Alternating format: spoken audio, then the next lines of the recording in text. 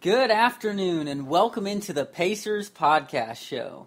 I'm Kyle Newman, your host. And I'm Rhett Hensley, your co-host. We have a great lineup for the next hour. We will talk about the Pacers' 2015 draft picks, discuss the newest offseason updates for Indiana, and chime in on Jermaine O'Neal's Pacers career. Rhett Hensley, 19th Pacers Podcast Show, and we're together for this one. Oh, yeah, it's exciting. Good to be here with you, and looking forward to this weekend, Kyle. Me too, and this is the second time we've been able to get together for the Pacers show. Yeah, it is great. It is. We've had a lot of fun, and we're going to have a lot of fun getting into this show. And it starts off with the 2015 NBA draft picks for the Indiana Pacers, Rhett. Last Thursday, the Pacers drafted at number 11, Miles Turner. What did you think of it? That was great. I like Miles Turner. He was one of my draft picks that I wanted the Indiana Pacers to get. You know, I did get on the whole train with Kyle on the Frank the Tank, but hey, I think that we got the second best option that we could get, and I'm looking forward to seeing how he's going to react in the NBA. Are you worried that he's very young? He was only a freshman, 1 year. Age doesn't matter, Kyle. Age doesn't matter. You can develop anybody. You can develop anybody into being a great player. I mean, heck, if you want to think about it, there's players in the NBA right now that didn't even touch a basketball until they got to college. And, you know, you can develop a player at any level, and then they can possibly transition into the NBA. All right, well, here's how I see this. It makes me nervous because he was only a freshman, but he has a lot of upside. He is 7 feet tall. He is 239 pounds. He averaged 10 points per game at Texas, 6.5 rebounds, and 2.6 blocks to earn Big 12 Freshman of the Year. Rhett, I don't know about you, but bringing in a guy with that kind of size and length to be that dominant on defense and a lot better on offense, because let's face it, he can spread the floor and bang some threes. That's something Roy Hibbert doesn't give the Indiana Pacers. Exactly. Does that not excite you right there and Pacers fans? It sure does. I mean, it's nice because they're one to go small, the Indiana Pacers, and they'll be able to spread the floor. They'll be able to spread the floor and drop it out for a three. Yeah, I agree with that because of their new style this year. But here's the thing. At 19 years old, Miles Turner became the first teenager drafted by the Pacers since Davis Bertans, who hasn't appeared in an NBA game, who was 19 when he was selected in the second round in 2011. First teenager, Rhett, since then. What do you think about that? That's what makes me nervous right there. The man's young. It's fine. I don't see any problem with a young player being drafted into the NBA. I mean, heck, if we really want to think about it. Some of the greats came when they were in their teens. They did. This is a good point. I hope he is great. Will he be a Reggie Miller? No, probably not, because those only come around every once in a while. But here, Frank Vogel chimed in on it a little bit, and he said he's young. Obviously, he's going to take some time. We feel like his upside is 2 years, 3 years from now. And that may be more exciting than what we see this year. But we do feel that he can contribute this year with his ability to shoot the basketball and protect the rim and the way we want to play. Certainly he's a young prospect, but a lot of reason to be excited about it. What did you think about that, Red? That kind of is what we were talking about. You said, okay, his first year, he's probably not going to be great. He's going to develop because he's young. But Vogel kind of said the same things that we did. Had the upside, he can spread the floor and shoot the three, the length that he has. What do you think about Vogel's comments? Well, it will take some time. I mean, just think Paul George took time, Lance Stephenson took time. Roy Hibbert took quite a bit of time. That's true. It takes time for players to develop. I mean, you can't just walk in the league and be like a Kobe Bryant or Andrew Wiggins that just comes in, or a LeBron James, or heck, even Michael Jordan. You can't. That doesn't happen very often. it takes time for players to transition into the NBA and develop their game. This is true. Now, the thing is, with this, apparently, he was a prospect the Pacers had their eyes on at number 11, even when Frank Vogel got picked, or not Frank Vogel, even when Frank the Tank Kaminsky got picked at 9, who was another guy up there. Vogel assures everyone that that they took him because he was the best available player, and this was not taking into account Roy Hibbert's plans.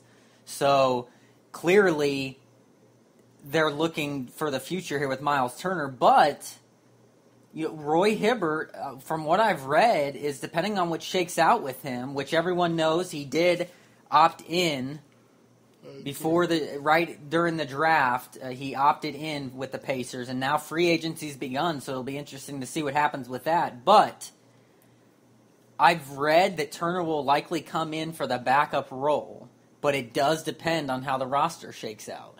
So, Rhett, I want to ask you before we get to the Pacers' second pick, if Roy Hibbert stays, do you think that Miles Turner takes over his spot?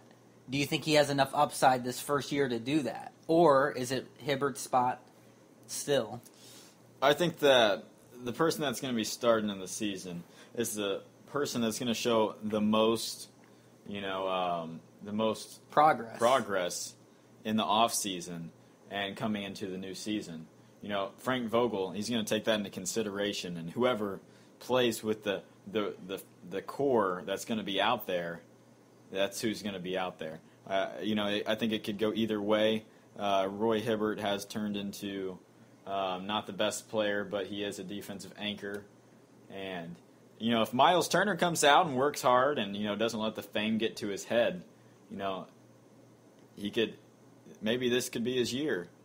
But, I don't see him being good until, like they said, next year or the year after.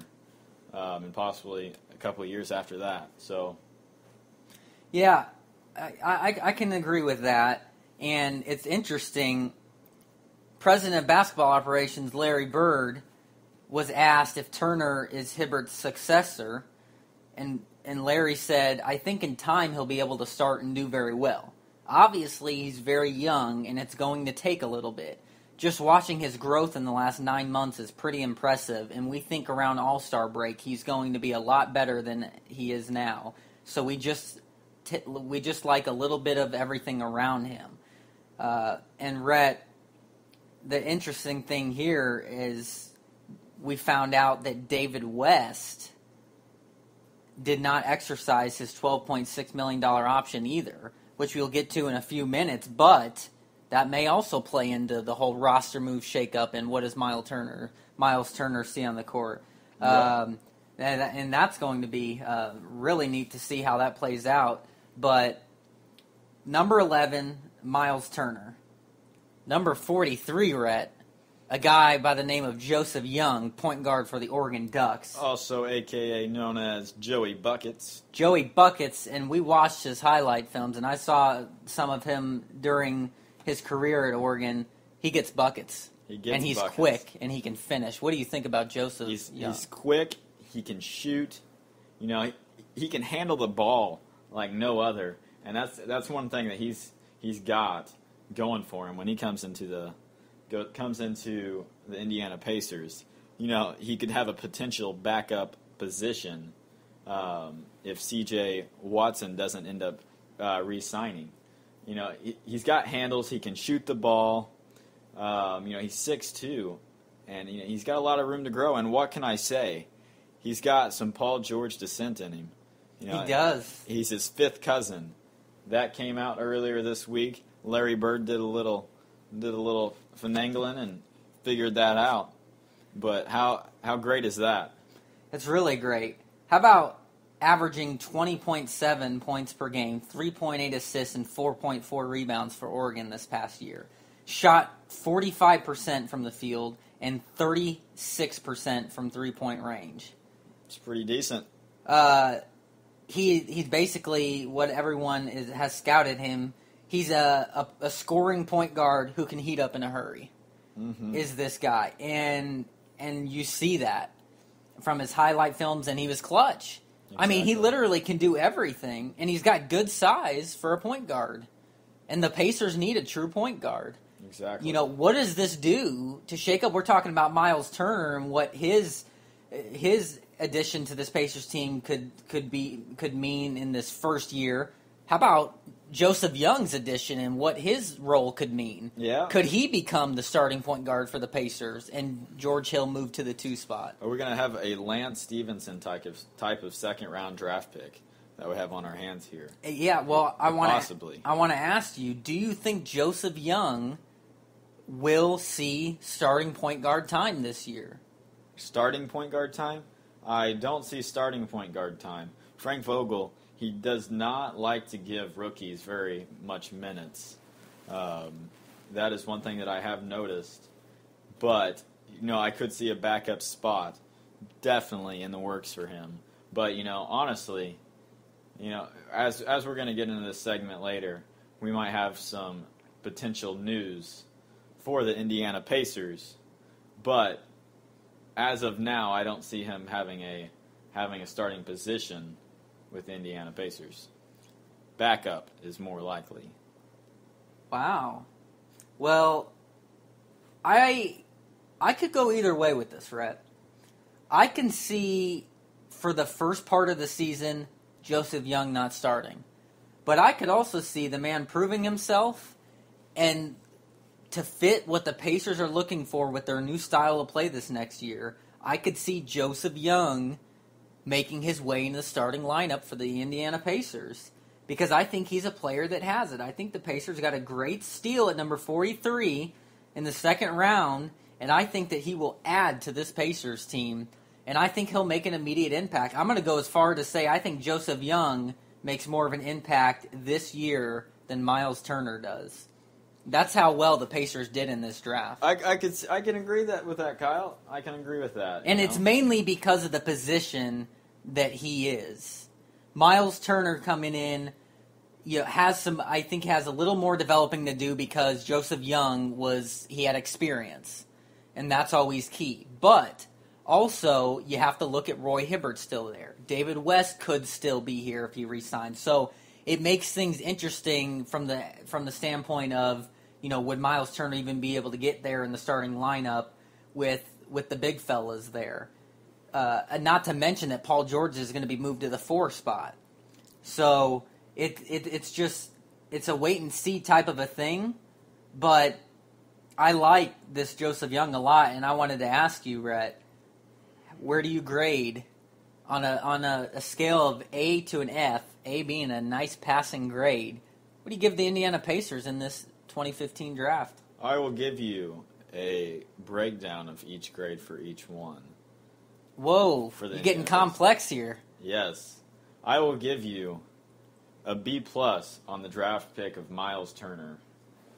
And then I will give an A- on the draft pick of Joseph Young. A breakdown. Well, then you need to explain those two.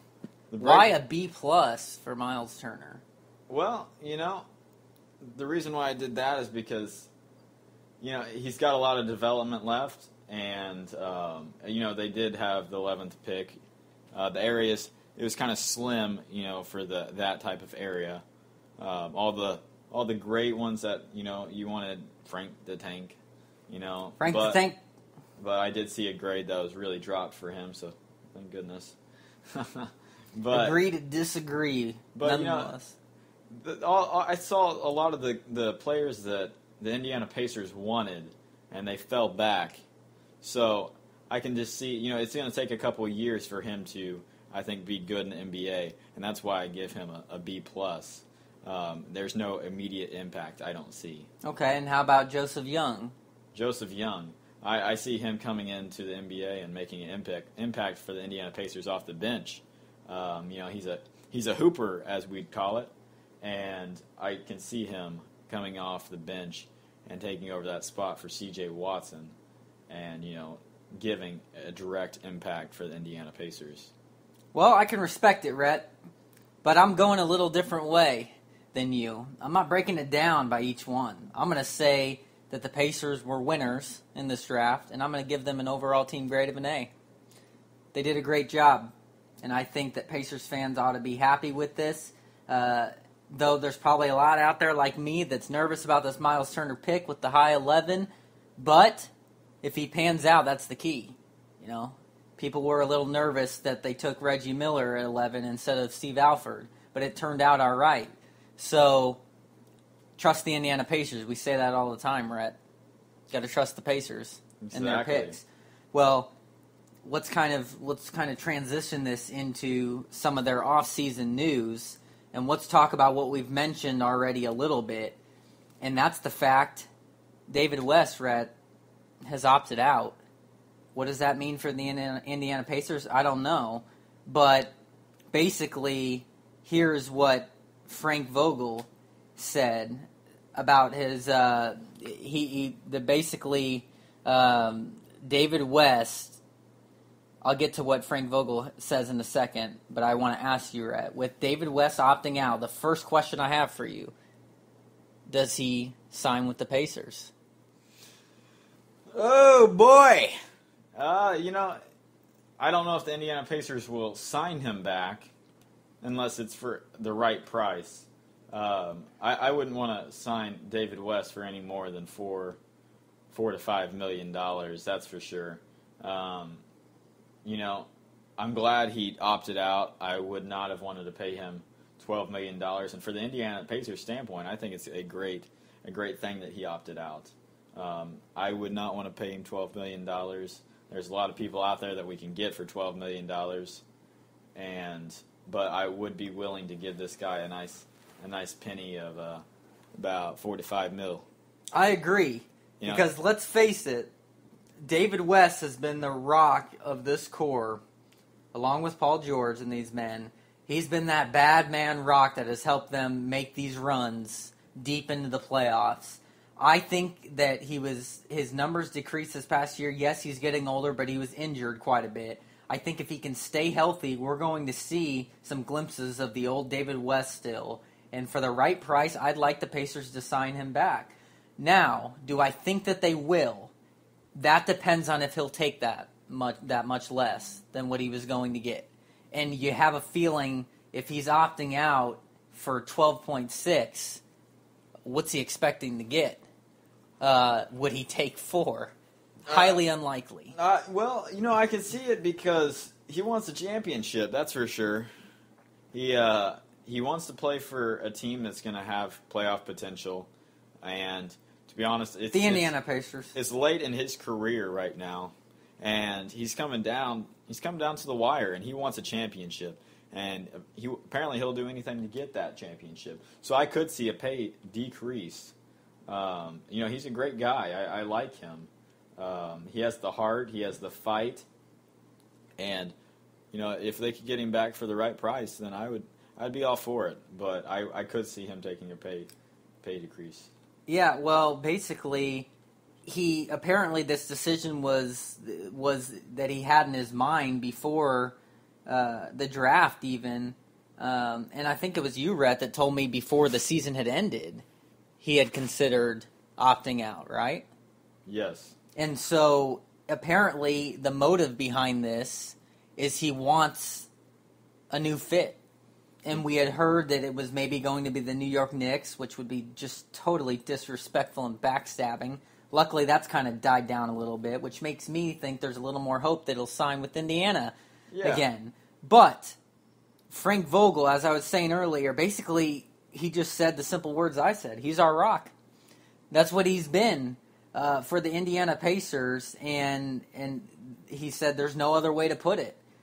David West was a key player to this team, and I would like to see him stay, but the right price for sure, because as we know, Roy Hibbert opting in but still could get traded, so that could shake some things up here in the offseason. Then we know, just recently, Rhett, reports are coming out that the Pacers are very interested in Monte Ellis.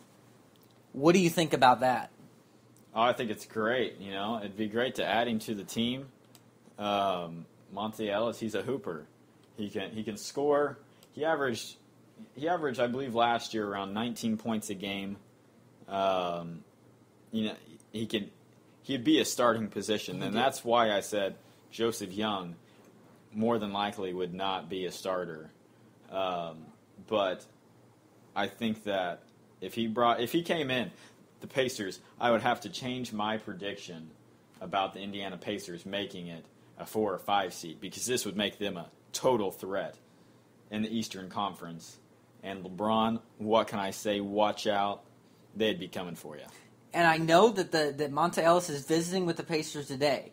Now, Rhett, get the exact number, but I know that the Pacers are looking to offer him a 3-year, but I'm not sure the figure. 3-year, $32 million offer. 3-year, $32 million offer. That's not necessarily what he's looking for, I don't think. He said he wants long-term, and that's not very long-term. And I wonder if that's going to turn him away from the Pacers. I hope not, because I agree with you. I want Monte Ellis. Though he's going to be 30 years old and has been in the league for 10 years, some would consider him in his prime, and he showed it in Dallas last year. You already mentioned it. 19 points per game, 4 assists per game, 2 steals per game. How about 3 other numbers to like? These are impressive. I just can't believe. 8.3. That's the number of times per game that Monte Ellis drove to the basket during this past year. And that was 2.5 more times than any player on Indiana's roster. And that's just driving to the basket. You know what that says? Constantly in attack mode. Exactly. That's Monte Ellis, and that's what the Pacers need. And yes, as you said, that is what the Pacers need. You know, especially with these new additions, he drives it in, kicks it out, bang, 3. What can I say? Great addition to the team, and it would be that kind of veteran free agent the Pacers may need to get over the hump. Exactly, and I think that would make them a total threat. Don't you think, Kyle? I do. I'll go to the second number. Yes. Good. We can't ever go a show without a reference to one of our favorite movies. That one in particular, from I now pronounce you Chuck and Larry. Exactly.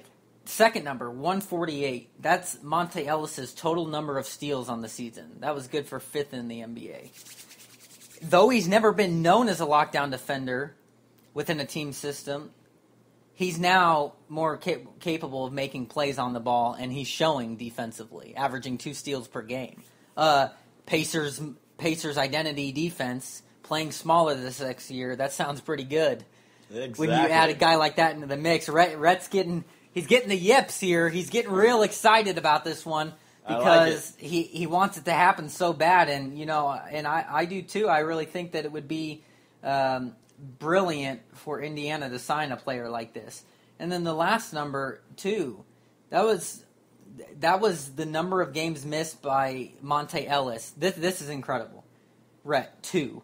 That's the number of games missed by Monte Ellis since the 2011-2012 season. That right there is a great number. Okay, you're telling me. Talk about a guy who stays healthy. Talk about a Pacers team who couldn't stay healthy. Wouldn't it be nice to have a player that could? You better knock on some wood, because we wouldn't want to jinx that. I'll tell you what.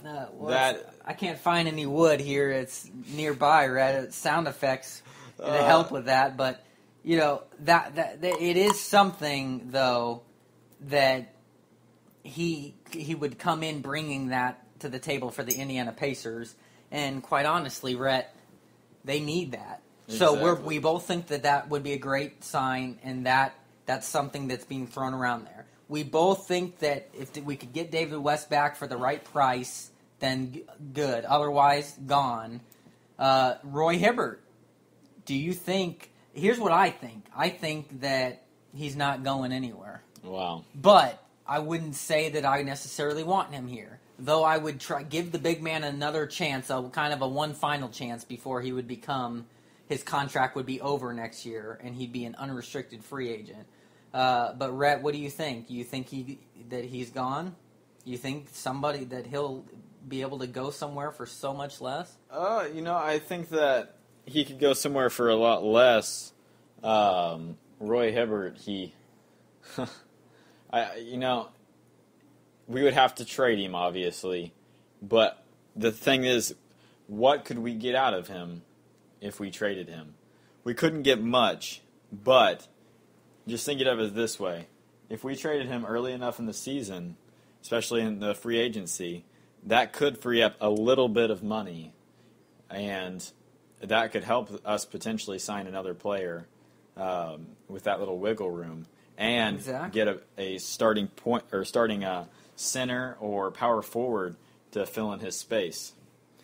Well, I want to ask you then, David West, if he's gone, let's say, and the Pacers trade Roy Hibbert, the draft's already over with, we agree successful. What's next for the Indiana Pacers besides maybe if they sign Monte Ellis? Who else should they go after? It's a big free agency class. What else do you think Indiana does? Oh, boy. What do I think Indiana is going to do? Well, first of all, I like the Lavoie Allen. They're going to have to re-sign him. I think that they're going to have to get him for, a nice cheap price. But tell you what, he could be a good backup power forward. He needs to put in the work.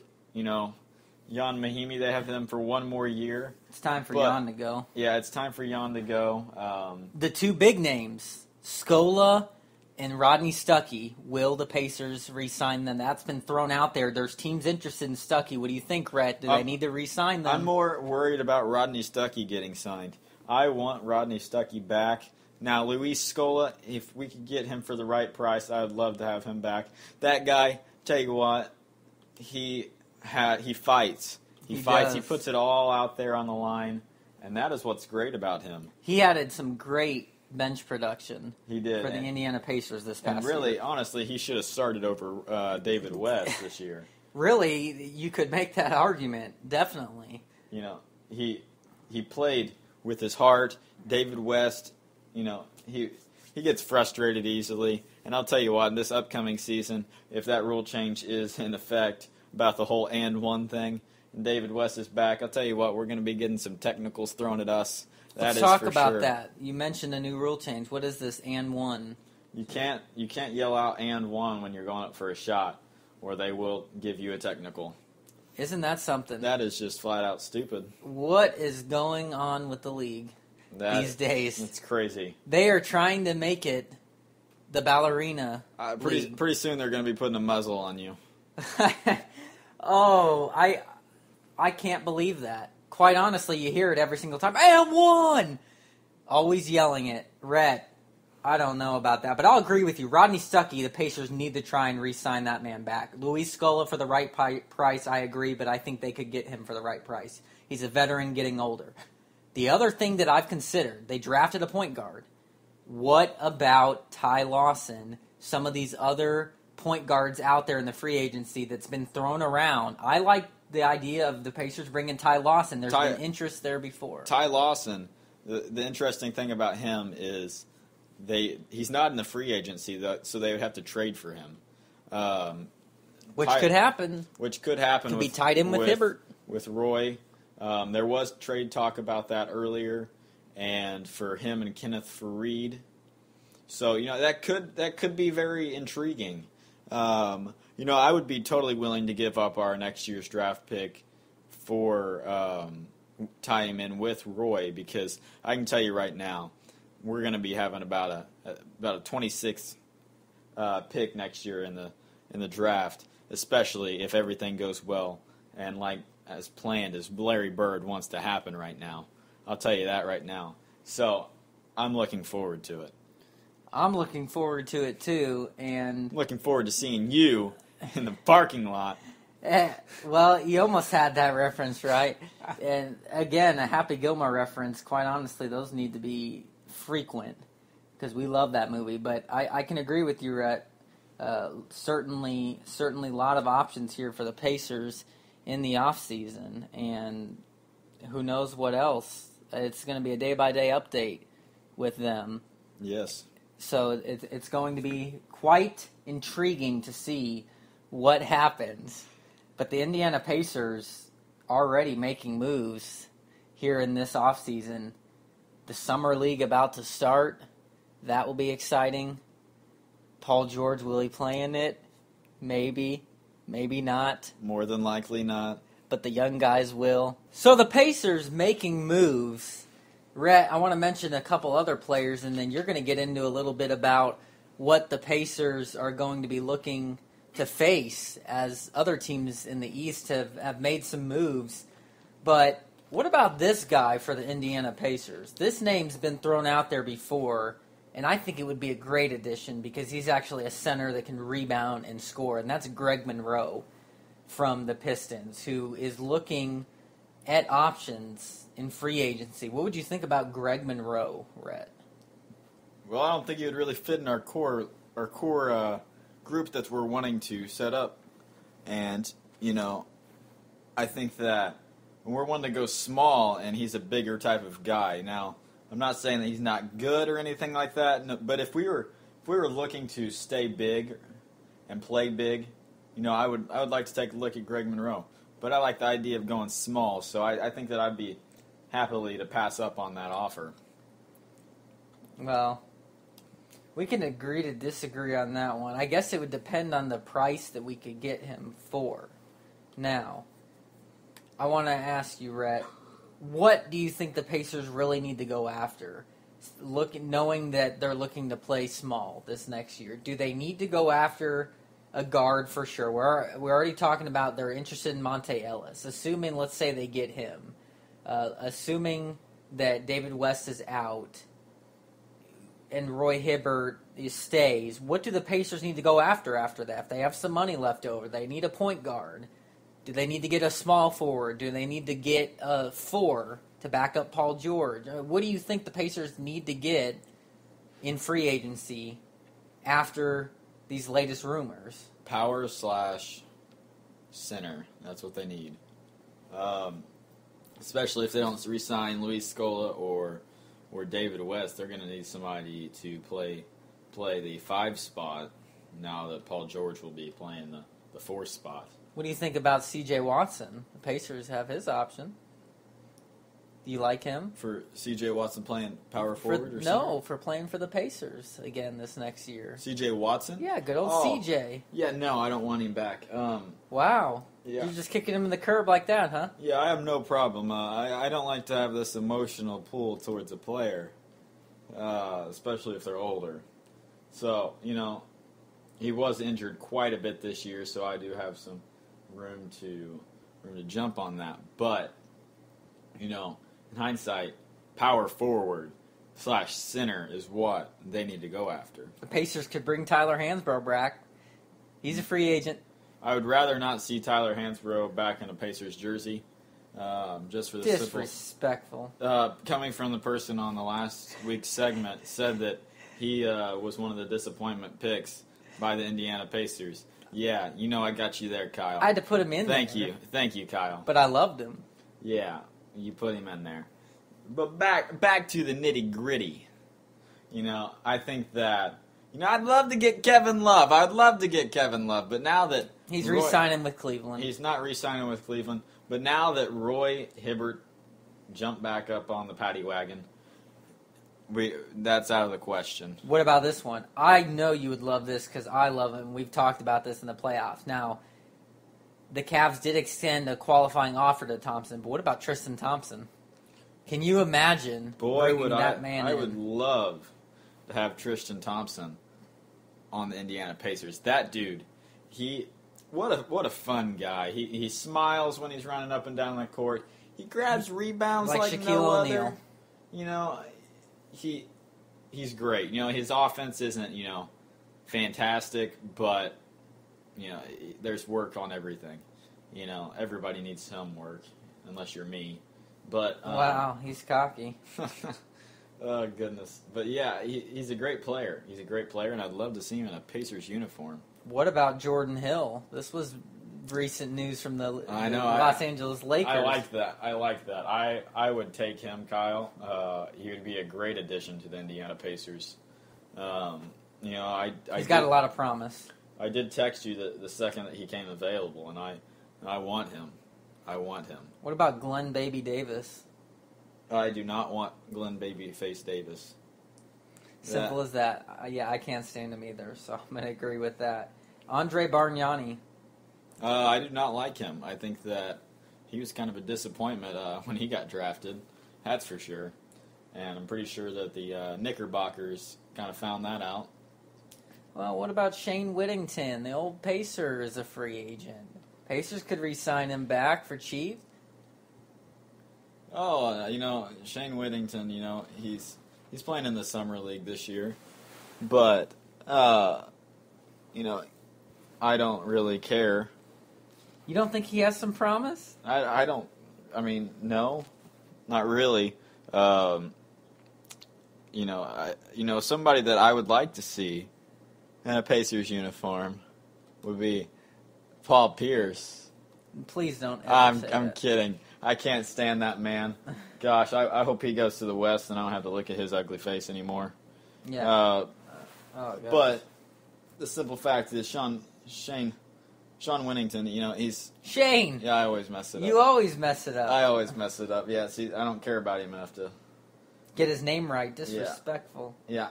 So, I don't think that he'd be great. He sat on the bench the whole entire year. He did nothing. And it's pretty pathetic that the Indiana Pacers... Peeps! The Indiana Peeps were... They were injured so much, and that dude played so little. So, it kind of shows that they thought nothing of him. Gerald Green is a free agent. What would that be? Gerald Green will not be in an Indiana Pacers uniform again. Would you like to see it? I would not really like to see it. Puts it plain and simple. Apparently, J.R. Smith opted out but wants to return. What would you think about J.R. Smith in the Indiana Pacers uniform? I wouldn't think it would be a bad idea. You're so disrespectful. It would be a terrible idea. I'd take about anybody over J.R. Smith. Tell you what, you got to give the man props. No, you don't. The dude is clutch. He's not. He had a few games. He's the worst defender in the NBA. He makes the dumbest decisions ever. Literally cost the Cavs some games there. If to bring him off the bench, I'd give him $3 million a year. I would not. I would give him $3 million a year. I wouldn't like to go over that because that dude is very inconsistent. But this last year was a fluke year for him. I think that, I don't know. When you play with LeBron, it makes everybody better. That's just simple there. Yeah, I don't like it. What about Allen Anderson? You about said Allen Iverson. Only wishing. And this man can shoot the three like none other for the Brooklyn Nets. Do you think Allen Anderson would be a guy who the Pacers could look to get, who's only 6 years into the NBA? Well, from what I've heard, that they're looking to sign him back, and so I don't really think any team has any potential to get him. I'm throwing names out there, right? Anything is possible. Anything? Would you like to see him in an Indiana Pacers uniform? I haven't seen too much of him playing, so I can't really say on that part of it. But I'd have to look at his highlights again. Well, clearly, because it was thanks to him that they took care of business against us this past year. But he's basically a 50% three-point shooter. He can shoot the threes better than a lot of players can shoot free throws, quite honestly. But these are just some of the big names that are out there for the Pacers, and it just goes to show with some money what they could get. Now, Rhett, it's your turn to take over and talk about some of the free agents / signings that have already happened in the East that the Pacers are going to look to play against. Oh yeah. So one of the names that got thrown out earlier was Mike Dunleavy. He's staying with the Chicago Bulls. He signed a deal with them for 3 years, $14.4 million. He was once a Pacer. Yes, he was, and not a good one. But moving on, the Heat signed Goran Dragic. Dragic. Man, I can never say that guy's name. That's 5 why I years. got your back. 5 years, $90 million. And news just came out. DeMar Carroll announces he will leave the Atlanta Hawks and become a Toronto Raptor. Wow. That right there Could mean some big things for the Pacers playing against that team in the East, Exactly. who has made the playoffs the last 2 years and done nothing, so that'll help them. Exactly. And I just want to touch on this because this is just just a flat-out crazy number. Anthony Davis is in the Western Conference. They offered him a 5-year deal, $145 million. Holy cow, Kyle. Is that just insane or what? It's insane. It's a lot of money. Quite frankly, a lot of money that the Pacers could use. And, you get rid of Roy Hibbert and some money's available. But that is insane. It is. That's quite a bit of money, but the man's worth it. Yeah, he sure is. And one part of news this week that came out, my man Kyle Korver is undergoing right elbow surgery this week. What does that mean for the Atlanta Hawks moving on? He's had 2 surgeries in the past, I'd say 2 months. It means that the Atlanta Hawks will not be the same that they were last year, that a lot of people are probably going to see that it might have been a fluke year, and the Indiana Pacers are going to finish ahead of the Hawks this next year. That's my prediction. So that team is falling apart. Piero Antic is leaving the Atlanta Hawks and going back to the European League. Well, that's not surprising to me. Yeah, he had some issues in the regular season, and like being involved with stabbing Pacers Chris Copeland. He was there. He was there to help out a fellow NBA player, and it went the wrong way. That's for sure. And then moving on with that, Shumpert and oh boy, I'm not gonna say his name. I'm gonna cut it short. Kyle Delly got Matthew Dellavedova. They got offered a qualifying offer, which expecting that they'll stay a Cav. So there's great news going around, Kyle, and it's going to be interesting to see. And one thing that I'd like to touch on last, the Bucks agreed to a 5-year deal with Chris Middleton. That dude, he's a solid player. He's a solid player. What a great sign! 5 years, $70 million. That's insane. What's important to us, though, is what does this mean for the Indiana Pacers? Because that's all that really matters. And for Indiana, this means the competition's getting tougher, and the East is getting better. And this next year, Indiana needs to get better along with the East, and I think we're seeing that with some of these moves already. One guy I just mentioned, I wanted to ask of what you think should be done, Chris Copeland. What should the Pacers do with Chris Copeland? Well, I think he's a waste of money right now. He's sitting on the bench doing absolutely nothing. The Indiana Pacers are not playing him. And he can shoot lights out from downtown. And, I think he's making a little too much money to just be sitting there on the bench, picking daisies and stuff. So time to move on. It's time to move on. That we gave him a chance, and he kind of let us down. So, I think it's time to show him the door.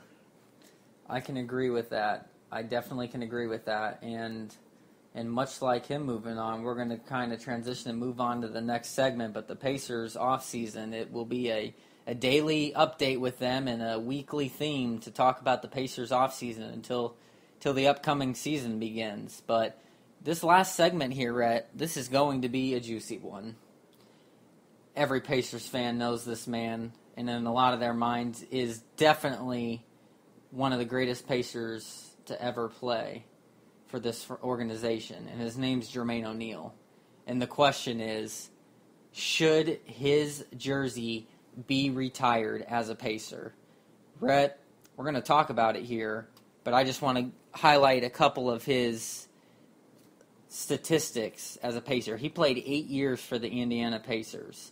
His first season beginning in 2000 and finishing up in 2008. He averaged 18.6 points per game for the Pacers. That is solid. And he had improved pretty much every single year, and then the brawl happened, and some things kind of went awry after that. But he averaged about 10 rebounds per game. He even averaged a couple assists per game. And a couple steals per game. Or a couple almost three, between 2 and 3 blocks per game, and almost a steal per game. Basically, this man was solid all around. I must say, I did love Jermaine O'Neal. I loved Jermaine O'Neal in the Pacers uniform, though I think he hurt his image with the brawl and got that kind of thug label. He was also provoked a lot. He wasn't the main guy in that brawl. He did have some off-the-court issues, but not as much as some of the other players. But the main thing about him is he was standing up for himself during that brawl and his teammates. The fans at the Palace were out of control. Terrible. So I think looking past that and the brawl, the bottom line is this man was essentially, aside from Reggie Miller, the heart and soul of the Indiana Pacers. And his statistics proved it. I'm just going to mention it here, some of his statistics. In his first year with the Pacers, he averaged 13 points per game. From then on, just improvement. His second year, he went to 19 points per game. His third year, almost 21 points per game. His fourth year, 20 points per game. How about his fifth year, his best, 24 points per game. Then 20, 19, 13, and he was gone. Well, this man had a solid career, Rhett. Yeah, you could say that, but also the guy has not been healthy in his career. No, but we're talking about with the Indiana Pacers. And he was talking healthy about with the Indiana Pacers. He was healthy enough to put up great statistics. Yeah, he put up. He had a few seasons where he was pretty healthy, but he also had quite a few seasons that he was not healthy with Indiana Pacers. Now he did put up great numbers with those, which is pretty healthy to me. And I will tell you right now that in his whole career in the NBA, the Indiana Pacers, he was the healthiest when he was with Indiana. I will say that. But this is the point. He had great numbers, and I think that the real question is, does he deserve a spot up on the Raptors? And the answer, I guess I'll answer this first, because yes, the real question is, should his number be retired and hung? And my answer is yes. Jermaine O'Neal's jersey should be retired, number 7, for the Indiana Pacers. And that's simply because when you think of the Indiana Pacers, Jermaine O'Neal is a guy that a lot of people will remember. And that's simply because of his 8 veteran year careers with the Pacers, through the ups, through the downs, and his numbers that he put up. He was a leader for this team along with Reggie Miller. He came in right there the first year, the finals. I mean, this guy was an all-star. This guy was borderline superstar during his prime for the Pacers. He could do everything. I think that he deserves it. When you think of the Pacer greats, I think he has to be considered up there, especially since he played so many years for the Pacers. Again, besides the brawl hysterics, which is what really turned a lot of people off, he wasn't the best player ever to don a Pacers uniform. We both agree that that's Reggie Miller himself. But basically, he gave his heart and soul to the Pacers organization. And I think if that brawl didn't happen, he would have delivered the Pacers a championship. That team fell apart because of that. And that's the type of leader that he was. Basically, this is what I find this very interesting. Last year, he said, "I would appreciate having the jersey hang in Baker's life." He said that before a Pacers game last year against the Warriors. He said, "Funny, I was talking to some people earlier today about the perception of some people in the city, like I gave up on them. I don't know what was said after I was gone, but there was one meeting I had with Larry Bird, Donnie Walsh, and Herb Simon, and we all mutually agreed we wanted to put the team in the best position to move on to the next chapter. You're talking about a situation that just wore on everybody." and until you clean the shelves, you just can't move on. But my love for this city, I think I proved that. The amount of money I put into this city, the food drives, the Christmas gifts, I didn't get sponsorships for any of that. My love for this organization to this day is still the same. I'll always be considered a Pacer. People ask me who I want to retire as. It'll be as a Pacer, there's no doubt. I hear something like that, and that gets me absolutely pumped up for this man. And in the end, I think because of the brawl, his jersey may not get retired. I just think that's unfortunate because I think he was a great Pacer who did do a lot for the city and meant a lot for it, and then had one unfortunate event happen. But I think he deserved it. He deserved it. His statistics are among the Pacer greats. He was a 6-time All-Star. He was the 01-02 Most Improved Player. He was 3-time All-NBA. He finished 3rd in MVP voting in 2004. He was the franchise leader in block shots and 3rd in all-time scoring average, ahead of Reggie Miller. How do you not put a man like that on, in the rafters, hanging of a banner, his jersey, at the very least? That's what I think, Rhett. Yeah. What do you think? Your answer to the question. Should his jersey be retired? I could agree with you on his jersey being retired. He was one of the greats for Indiana. And, he had fantastic numbers, like you said. But the real question is his jersey going to be retired? Do you think they are going to put somebody like Jermaine O'Neal up there? And my answer is, I would like to see it, yes. So we agree. I agree. But the real question is, do I think that they will actually do that? And that is no. And let me ask you this: do you think it's because of the brawl? I do think it's because of the brawl. They don't want to put a bad image up on Banker's life. Yeah, I guess that's how they would look at it. I feel bad for the guy because yes, he made a mistake, but again, he wasn't the central piece in that brawl that started the whole thing. It was the idiot Ron Artest that should have never worn a Pacers uniform. Exactly. But basically, I also think that that's like a stab in the back to a man that gave everything to the organization, and everyone makes mistakes, and he made one when it came to that brawl, and then stuck with the Pacers even after that for 4 more years. I think that I think it's a shame. I hope it comes back. The talks around that he will. And he obviously wants it so bad, but I'd be curious to hear what Larry Bird or Herb Simon or Frank Vogel would have to say on the subject of retiring his jersey. I don't think the Pacers will get another number 7 like him at the position that he played. So I think he deserves it. Yeah, I agree with you, Kyle. I think that they won't do it, but I would like to see it. That's for sure. He deserves it. He had a great stint with Indiana. He was injured some, but he put up phenomenal numbers. He did. And basically, he also had a chip on his shoulder. That's what I loved about Jermaine O'Neal. He was tough. He basically would not back down from anybody, and he was exciting to watch. He really was. He would take over a game, much like a Shaq for a big man.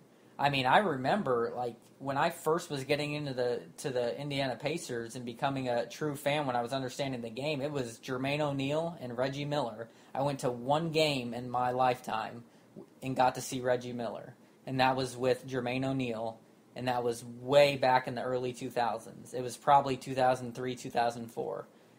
Toward the very end of Reggie's career. Saw one game. Pacers won. It was beautiful. I agree with that. It was. Did you ever get to see Reggie Miller play, Rhett? I did not. I was a little too young. I did not get to go up there and see it from what I remember. But I am 2 years younger than you, Kyle. So that makes me 19. I'm a youngster. But I wish I could have went and seen him because that would have been great. Love to see one of my favorite players of all time play in a Pacers uniform. So when you think of Jermaine O'Neal, then you think of what? I think that he's a great Pacers player. I would. I mean, you could put him up there close. Close to what? You're being vague. You could put him close up there in the greats for the Indiana Pacers. Definitely one of the greatest big men for the Indiana Pacers, I would say. But it's a tough one. I never really was a fan of Jermaine O'Neal, as I could say, but Well, you just mentioned that now. Why were you not a fan of him? You're giving him respect. There's just something about him that really just turned me off, and I don't even really know why I didn't like him. I don't either, because he's a lot like you. He was cocky, he was confident, there was just something about him that really just that I just didn't like, and I think it might have been that he was not in my era, and I never really watched him. But going back, I watched a lot of Reggie when I would go back and watch games. I would look at him more than any other player. And, Jermaine O'Neal, I remember watching him on other teams and him just ticking me off. Well, when you're a fan and follower of the Pacers now and understand it, well, yeah, he's at the very end of his career done, but basically back in the day, in his prime, man, he was a primetime Indiana Pacer, and he shined for them. And it's fun to look back at the films, the videos of him, and the headband, the cornrows. I mean, he absolutely was just one solid, exciting basketball player to watch. And yeah, when I think of Jermaine O'Neal, I think of one of the all-time Indiana Pacer greats, and I'd like to see the Pacers pay respect to him and retire his jersey up in Bankers Life Fieldhouse. Come on, it's been 10 years plus since that brawl.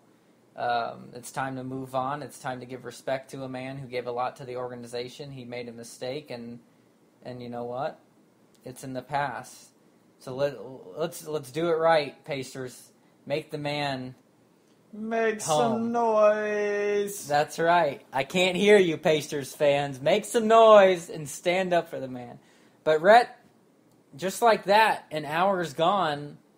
A lot gets talked about in an hour when we're talking Indiana Pacers. Exactly. And it was fun. It was fun being here with you. Glad to sit here and talk Pacers sports with you.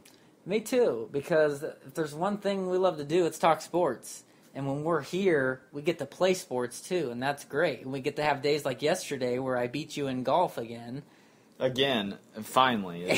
Finally. And then in basketball, and then, pretty soon, Rhett, it's like tennis too. I mean, what else do I need to beat you in? Yeah. It's a beautiful thing. It's a beautiful day. And it's fun. And hey, it's 4th of July week. The 4th of July is coming up. We're going to celebrate the independence of our country on a beautiful lake. Party hard, buddy. Party hard. On a beautiful lake, we're going to celebrate our independence with this country. And it's a beautiful thing.